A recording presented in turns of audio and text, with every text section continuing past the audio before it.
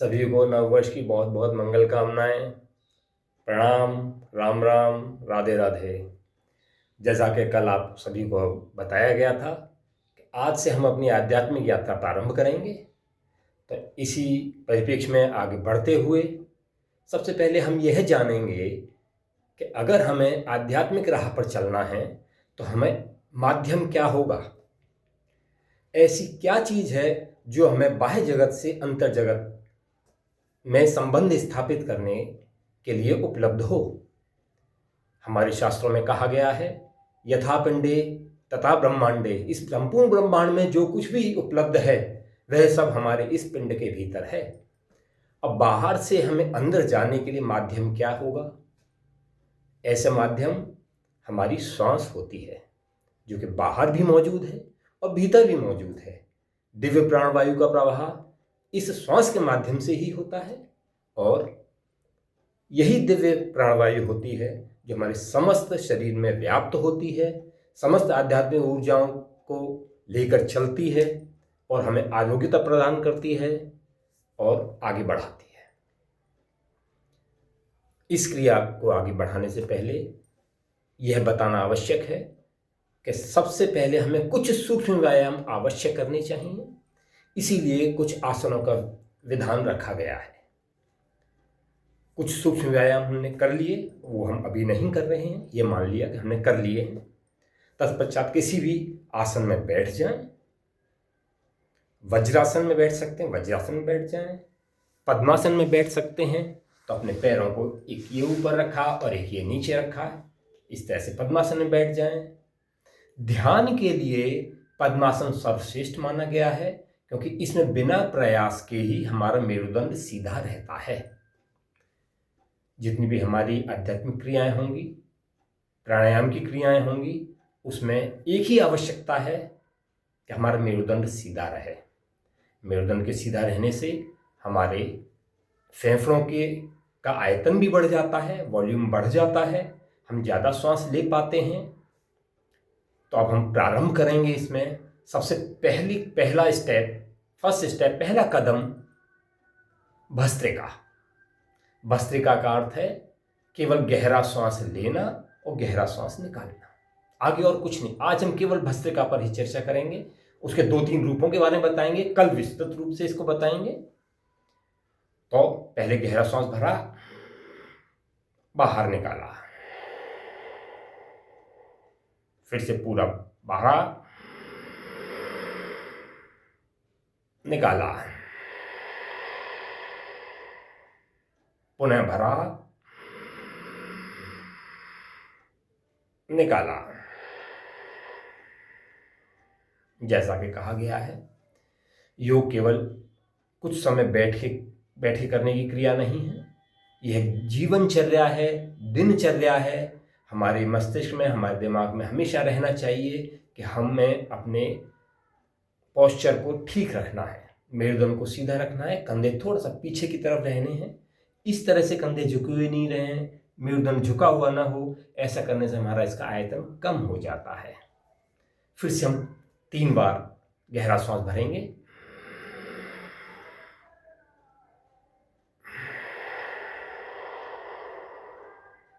फिर से बाहर, फिर पुनः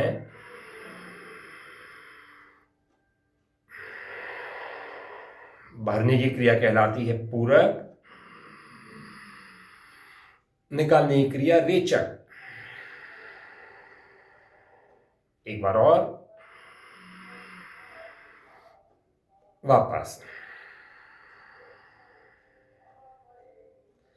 अगर हमारा पूरक और रेचक पूर्ण रूप से नहीं हो रहा है या अभी हमारे फेफड़े पूर्ण रूप से अभ्यस्त नहीं हैं, तो उसके लिए कुछ क्रियाएं, सहयोगी क्रियाएं होती हैं, जिनको के हमारे श्रद्धेय स्वामी रविशंकर जी कराते हैं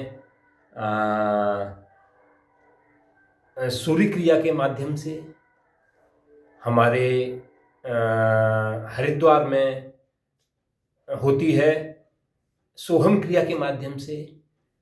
उसके द्वारा हम केवल फेफड़ों का मूवमेंट इस तरह से करते हैं जिससे कि हमारी ज़्यादा श्वास भीतर जाए, ज़्यादा श्वास बाहर जाए। उसके लिए अगर अच्छा होगा वज्रासन में बैठ जाए या पद्मासन में बैठे। अभी हम वज्रासन में आ गए हैं, तो सबसे पहले हम हाथों को ऊपर उठाएंगे, पूरा इनहेल, डीप इनहेलेशन, गहरा भरा और नीचे लाए। जिनको हाई बीपी है, जिनको हार्ट की कोई समस्या है, वे लोग झटके के साथ नहीं करेंगे, बाकी लोग इसको गहरा कर सकते हैं।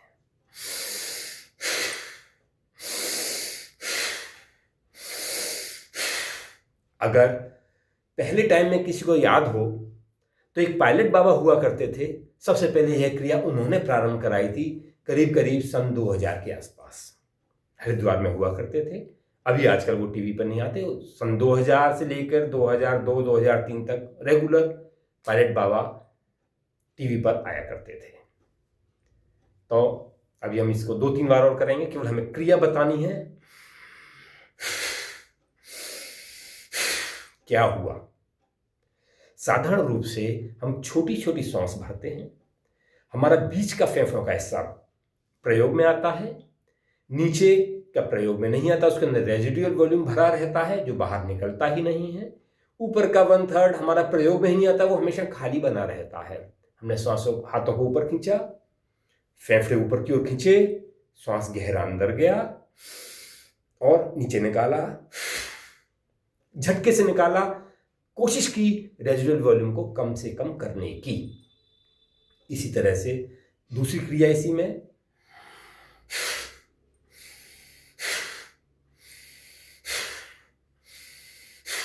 इस क्रिया को भी साथ में लिया जा सकता है।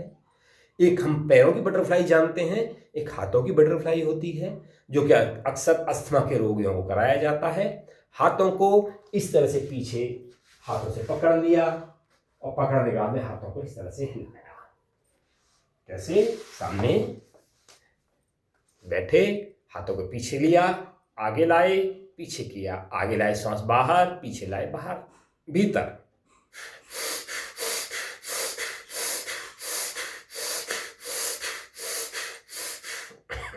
इस तरह से क्या हुआ? हमारे ऊपर का वॉल्यूम हमें कम किया, नीचे का वॉल्यूम कम किया, यानी श्वास का स्तर बढ़ाया। रेजिडुअल वॉल्यूम को भी हमने धीमे धीमे कम किया और वेकेंट वॉल्यूम को भी हमने धीमे धीमे कम किया। मकसद गहरी से गहरी श्वास लेना, गहरा श्वास जाएगा, दिव्य प्राणवायु का प्रवाह ज़्यादा होगा, ऑक्सीजन की सप्लाई ज़्यादा होगी। हमारे शरीर में समस्त विकारों का कारण कार्बोनेटेड इम्प्योरिटीज जो कि अधिक ऑक्सीजन की सप्लाई होने से ऑक्सीडाइज होंगी और समाप्त होंगी। दिव्य प्राणवायु का प्रवाह ज़्यादा होगा, दिव्य प्राणवायु हमारे फेफड़ों में ज़्यादा जाएगी, ऑक्सीजन एक्सचेंज ज़्यादा होगा, ऑक्सीजनेटेड ब्लड ज़्यादा आएगा, हार्ट से पंप होकर सारे शरीर में प्रवाहित होगा। जैसे जैसे ऑक्सीजनेटेड ब्लड की सप्लाई ब्लड में हमारे शरीर में बढ़ती जाएगी, वैसे ही वैसे कार्बोनेटेड इम्प्योरिटीज हमारे शरीर से बाहर निकलती जाएंगी, जिसके फलस्वरूप समस्त बीमारियां बाहर निकल जाएंगी। यही इसका मकसद। यह पहला कदम, प्रथम सोपान हमारे प्राणायाम का। एक बात पुनः करेंगे साधारण रूप से।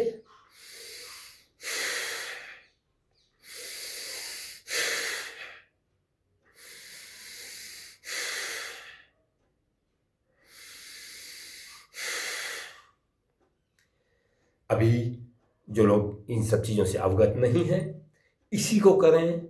गहरा सांस भरें, घूमने जाएं, गहरा सांस भरें, टहलें, गहरा सांस 2 कदम या 4 कदम से गहरा सांस भरें, 4 कदम से निकालें, संभव हो बीच में रोकें, आगे की क्रिया करें। बहुत बहुत धन्यवाद। ओम शांति शांति शांति।